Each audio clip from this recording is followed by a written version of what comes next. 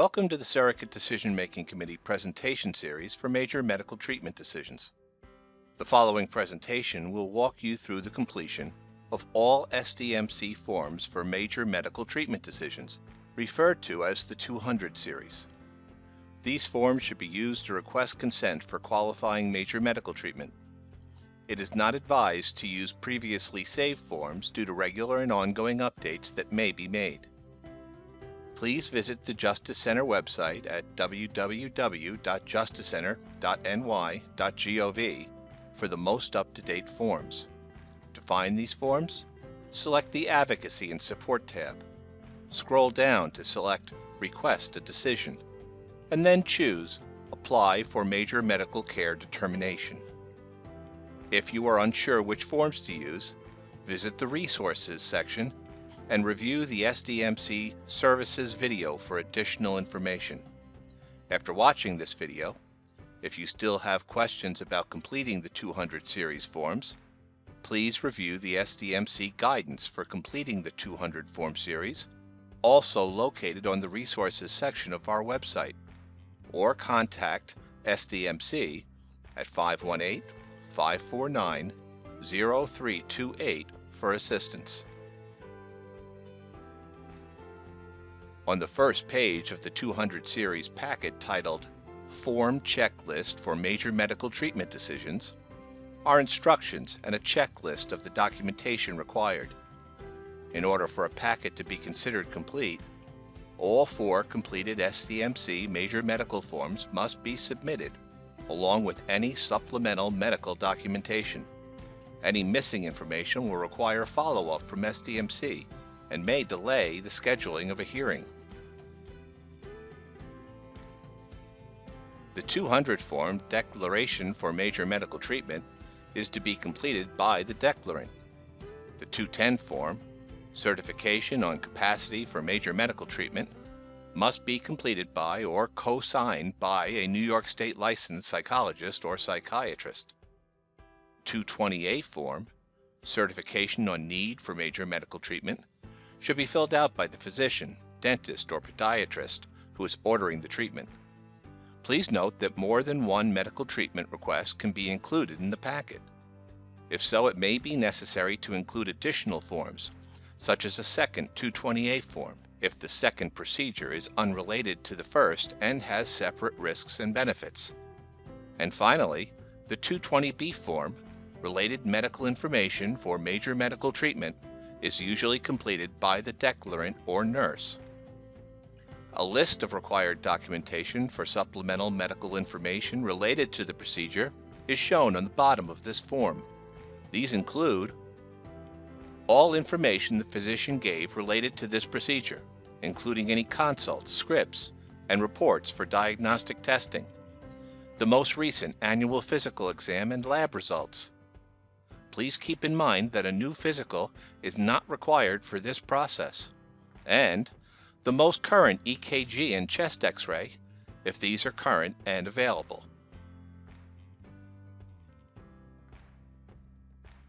We will now review each section of SDMC Form 200, Declaration for Major Medical Treatment. Page 2 of this packet begins the SDMC Form 200. Located at the top of the page are instructions for completing this form. This form must contain all contact information, interested parties in the individual's life, and an overview of the major medical treatment requested. It should be completed by a person who is familiar with the individual and who can speak to the issues of capacity, available surrogates, and best interest regarding the proposed treatment. SDMC refers to this person as the declarant. The declarant serves as the point person for this process and must be familiar with the needs and medical history of the individual. Part 1. Patient Information. The declarant must provide the individual's information. Please be sure to not leave any blanks. Where there are checkboxes available, select at least one option, as all information is used for processing an SDMC case. For example, the county of residence must be included, as this is used to schedule the location of the SDMC hearing. The following three sections require you to describe the exact proposed major medical procedure or treatment being requested. Part 2. Proposed major medical procedure or treatment. The information in this section must be the same as the request described in SDMC Form 220A, Certification on Need for Major Medical Treatment, within Parts 4, 5, and 7, which is completed by the physician, dentist, or podiatrist ordering the treatment and will be discussed later in this presentation. Part 3. Biopsy. Use the checkboxes to indicate if a biopsy will be performed. Part 4. Anesthesia. In this section, please indicate any anticipated methods of anesthesia. If you have any questions, please consult with the physician to ensure that this form is reflective of the correct treatment being requested.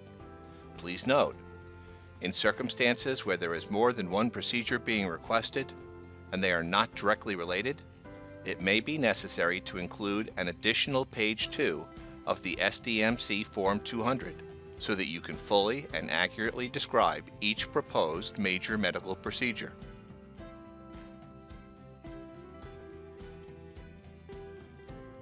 Part 5A. Declarant. This section requires the declarant to provide their information. As mentioned, the declarant is the person who has knowledge pertaining to the individual, has a good understanding of their needs, and has access to the required medical records. They are the point person for the case and will be contacted by an SDMC nurse. Therefore, it is especially important to have accurate and legible contact information to avoid delays. Part 5B. Alternative declarant. An alternate declarant must be provided. This cannot be the same person listed in Part 5A. The alternate declarant is the backup person who will be contacted if the declarant cannot be reached. The next three sections require contact information for specific providers related to the individual's care. Part 5C, Agency Residential Nurse, located on page 3.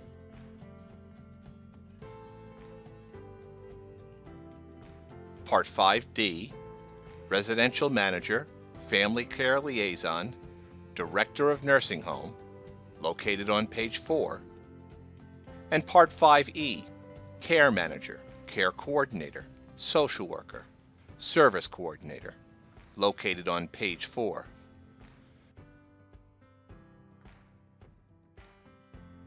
Typically, the agency residential nurse, manager of the individual's residence, and the person who has a role in coordinating their care are the most important contacts. These providers will be invited to offer testimony at the hearing. For example, the residential nurse usually has background knowledge of the individual's medical history and can speak to the risks and benefits of the proposed medical treatment, while the manager of the residence may be able to speak to issues of past decision makers and quality of life concerns. If one of these contacts is the declarant or alternate declarant, it is not necessary to repeat the contact information. Simply note, see declarant or alternate declarant in the appropriate provider role. Part 5F, Hospice Contact. If the individual is receiving hospice services, or if the request is for hospice care, please complete this section. This contact information provides insight into the hospice request at the hearing.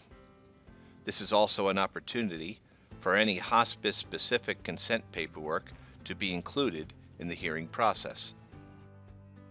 Part 5G, Hospital, Nursing Home Contact.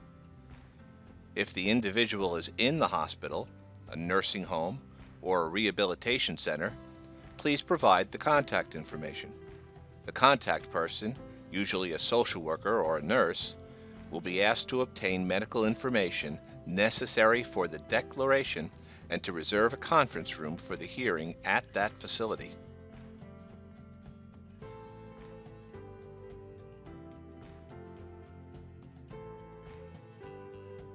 Part 6, Other agencies providing services for the patient. Please list any other agencies providing services for the individual that have not been previously included.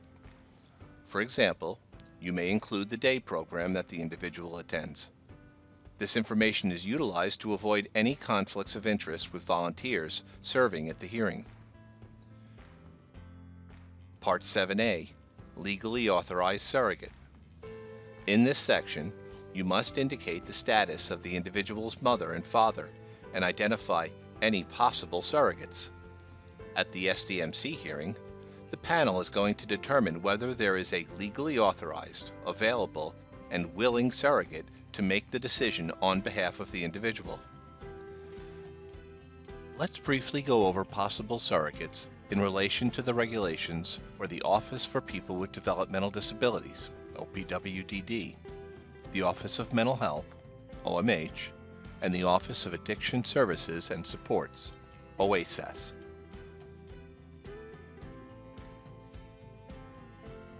On your screen is OPWDD's decision hierarchy for legally authorized surrogates. The list of possible surrogates for OPWDD qualified individuals is broader than that of OMH and OASS. Active involvement is defined by OPWDD regulations as having a significant and ongoing involvement in a person's life, so as to have sufficient knowledge of the person's needs. Next is the list of OMH and OASS criteria for possible surrogates.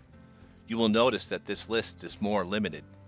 Notably, siblings and adult family members are not included, and the need to be actively involved is not required. If you have identified a possible surrogate who can provide consent for the individual in accordance with OPWDD, OMH, or OASS laws and regulations, then SDMC may not have jurisdiction to act as the decision maker.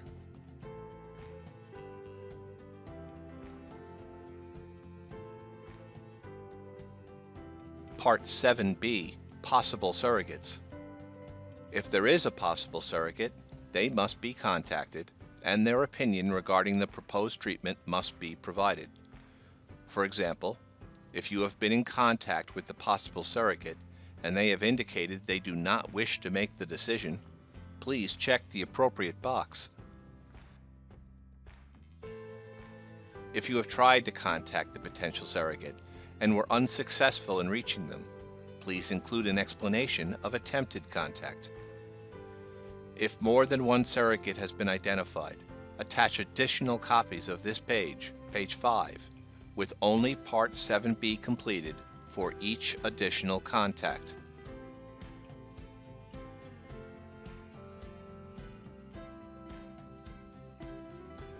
Part 8A, Correspondent, Community Advocate, or Family Care Provider. Please list any correspondent, community advocate, or family care provider in Part 8A, and any additional names in Part 8B. A correspondent is a person who has demonstrated a genuine interest in promoting the best interests of the individual, but is not an authorized decision maker.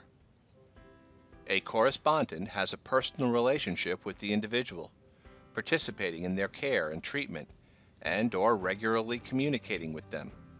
If there is a correspondent, community advocate, or family care provider, they must be contacted and their opinion regarding the proposed treatment should also be provided.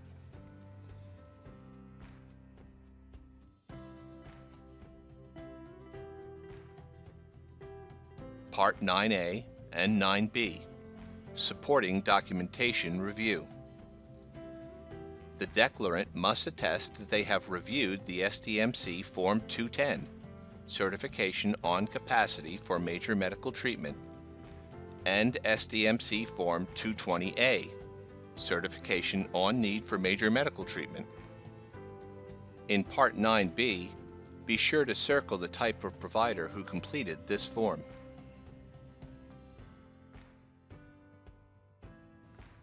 Part 10, Additional Information Required. To comply with SDMC regulations, please list the person or persons who explain the proposed medical procedure to the individual and describe any reaction or response. This should be a person who knows the individual and with whom the individual is comfortable. Next, based on your personal knowledge, explain why the individual cannot provide consent for the procedure and why you believe it is in their best interest. At the hearing, the declarant's understanding and knowledge of these considerations will be essential. Part 11. Communication needs. Please identify how the individual communicates their needs. This information will be used to ensure that the communication needs of the individual are properly addressed at the hearing.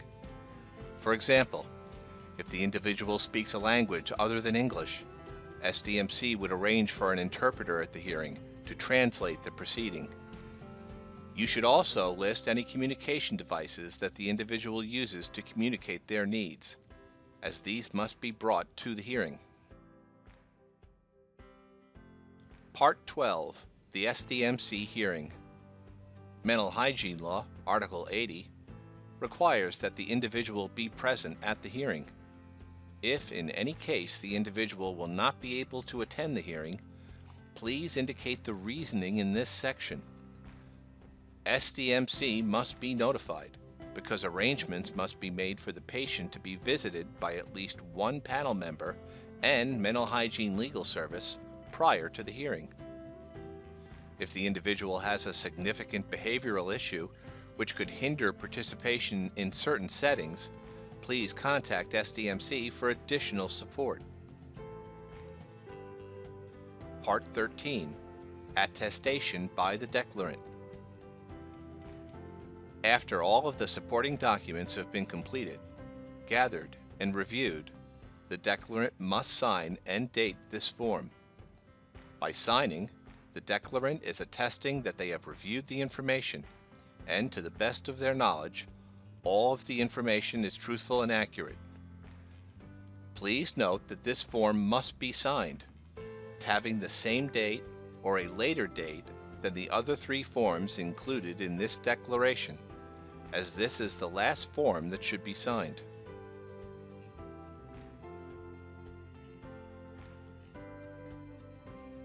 This completes the review of SDMC Form 200, Declaration for Major Medical Treatment.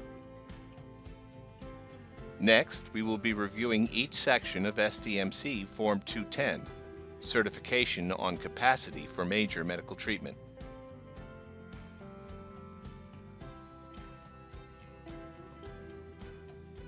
The 210 form documents the evaluation assessing the individual's capacity to provide informed consent for the proposed treatment. It must be completed or co-signed by a New York State licensed psychiatrist or psychologist. If the evaluation was performed by anyone other than a New York State licensed psychiatrist or psychologist, this form must be co-signed. Located at the top of the page are instructions for completing this form. Part 1. Patient Information. It is recommended that the declarant fill out the patient information section before providing the form to the clinician. It is important to advise the clinician that Form 210 should be returned to the declarant because they will need to review the capacity evaluation before submitting the full declaration to SDMC. Part 2. Clinician. This section should be completed by the clinician and include all of their information. Their phone number is especially important because it will be used to contact them with any questions regarding capacity. The clinician must mark whether they are a New York State licensed psychiatrist or psychologist and provide their license number. In sections A and B, the clinician must document the evaluation of the individual, including any diagnoses and available psychological tests. In Section C, the clinician must summarize their clinical evaluation of the individual. As part of this evaluation, the clinician should discuss with the individual the proposed major medical procedure and its risks and benefits to determine the individual's understanding of the procedure. The documentation must include the individual's reaction when the proposed procedure was discussed and how that supports the clinician's determination regarding the individual's ability to make the proposed major medical decision. Part 3. Attestation. The clinician must sign attesting that, in their clinical opinion, the individual does not have the capacity to provide informed consent for the proposed procedure.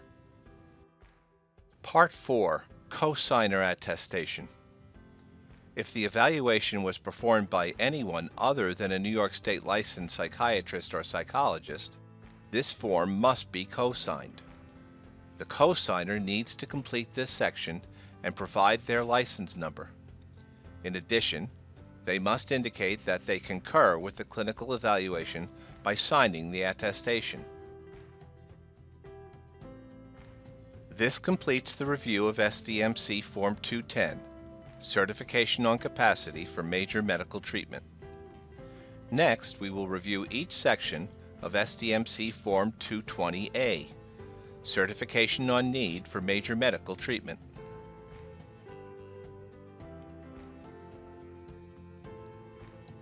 The 220A form is an essential part of the SDMC request.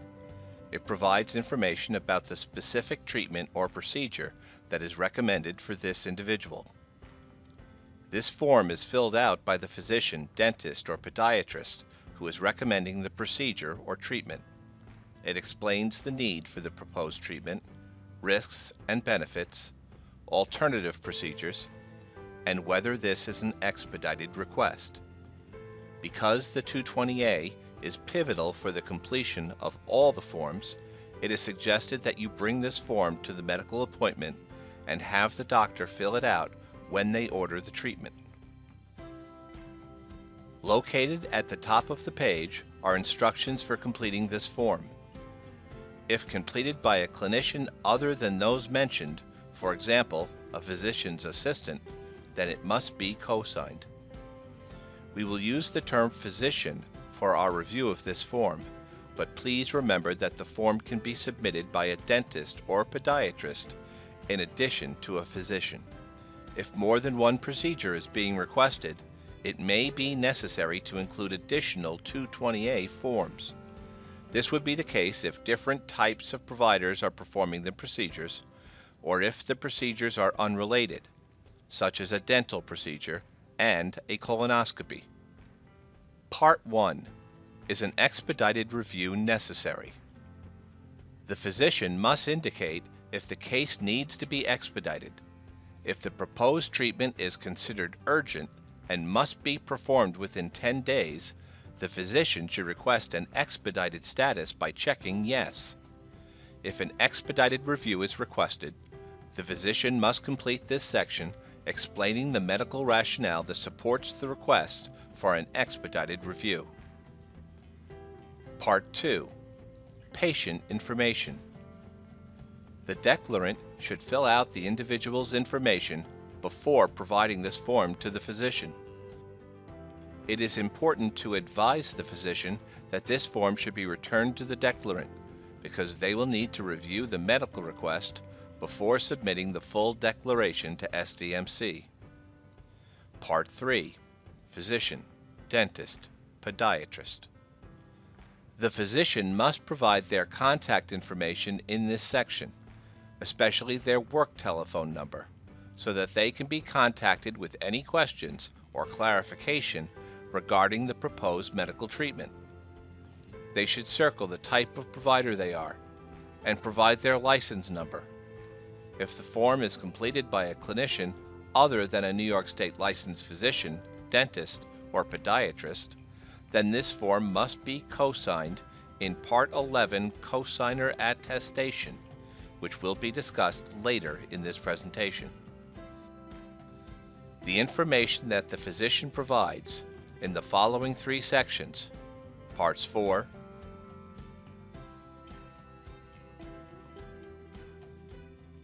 5, and 7 must be the same as what the declarant provided in Parts 2, 3, and 4 of SDMC Form 200.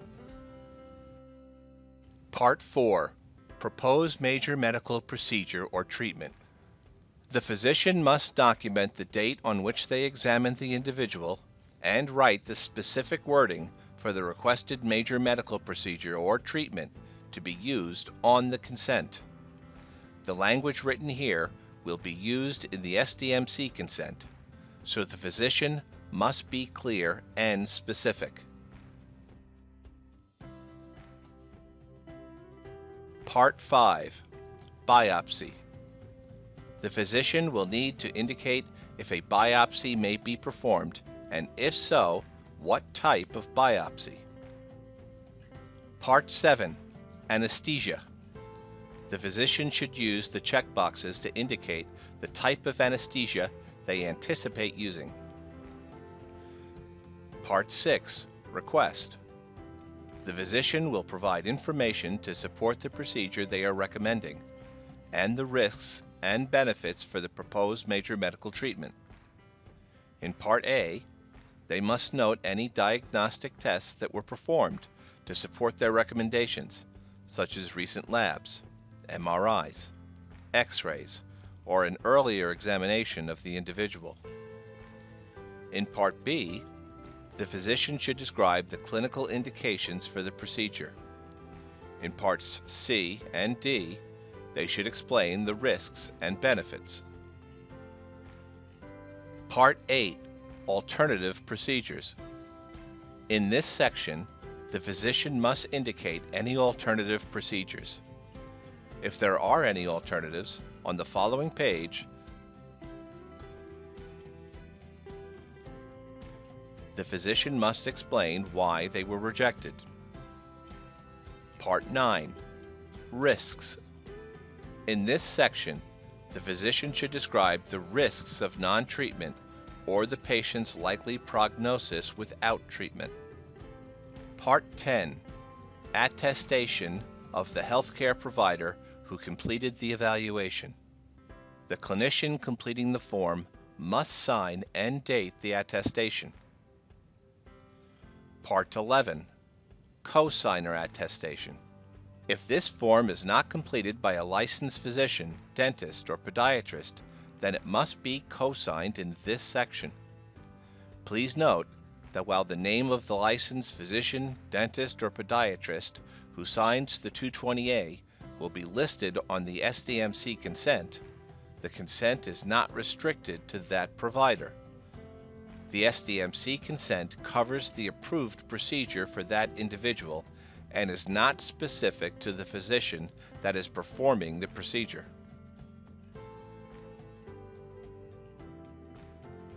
This completes the review of SDMC Form 220A, Certification on Need for Major Medical Treatment. Next, we will be reviewing each section of SDMC Form 220B, Related Medical Information for Major Medical Treatment.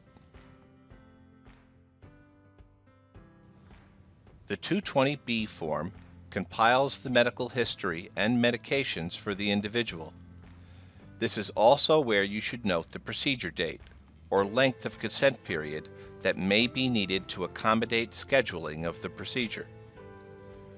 Located at the top of the page are instructions for completing this form. It should be completed by someone familiar with the person's medical history and needs. If you have any questions about what specific medical information to include, please contact SDMC. Part 1. Patient Information. Please include the individual's first and last name. Part 2. Current medications. In this section, please list or attach an existing list of the individual's current medications and recent lab work, if applicable. Part 3. Allergies. Be sure to indicate any known allergies in this section. Part 4. Exams and tests. In sections A through E, please include the dates and details of recent examinations and tests. Copies of the patient's annual physical, the most recent labs, recent EKGs, and any X-ray reports should also be included with this form. Please note that additional testing is not required. For example, if an EKG has not been performed, it is not required that one be performed for the SDMC process. Part 5. Additional information. Use sections A through C to detail any other known medical information, diagnoses, or hospitalizations that have not already been listed in the forms. This may include mental health diagnoses or any additional health concerns about the individual of which SDMC should be aware. Part 6. General anesthesia. Please indicate whether the individual has ever been treated under general anesthesia.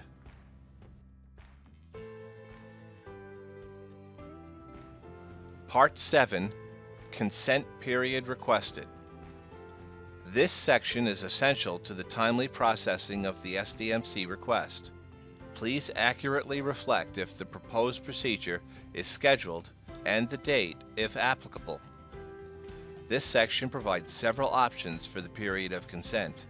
The default, or standard period, is 60 days. If consent is granted at the SDMC hearing, it will have an expiration date corresponding to the period indicated in this section. The procedure must be completed within this time frame. In this section, you must indicate if 60 days is adequate or if a longer period of consent is needed. If additional time is requested, please describe why it is needed. For example, sometimes consent is needed before the procedure can be scheduled, and some offices may have a long waiting period for appointments. This would be an instance where you would request a longer period of consent.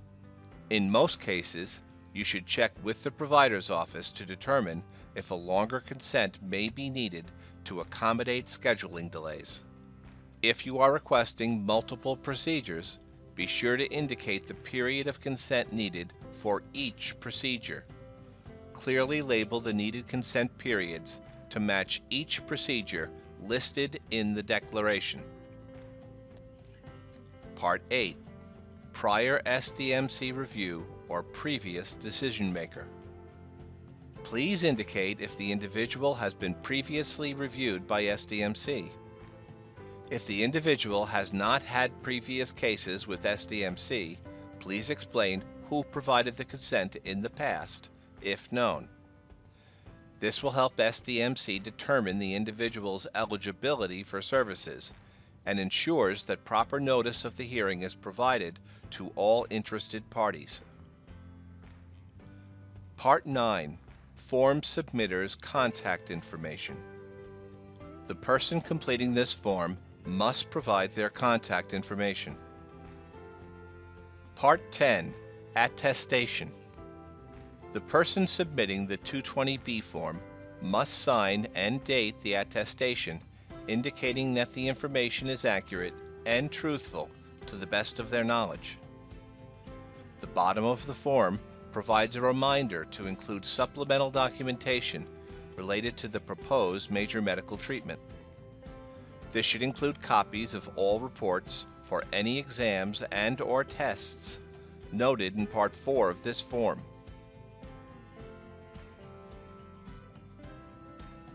This completes the review of SDMC Form 220B, Related Medical Information for Major Medical Treatment. We have now concluded the overview on completing the SDMC 200 series, Major Medical Care Decisions forms. Once you have completed the SDMC Major Medical Care Decisions forms, you would then submit the full declaration to SDMC by fax, secure email, or mail. After SDMC has received the forms, the declarant will be contacted by an SDMC nurse to discuss the request. A regional SDMC contract office will then work with the declarant to set up a hearing at a convenient location and time. Thank you for watching this presentation. If you have any questions about the SDMC process, please contact SDMC at 518-549-0328 or visit the Justice Center website for additional resources about SDMC.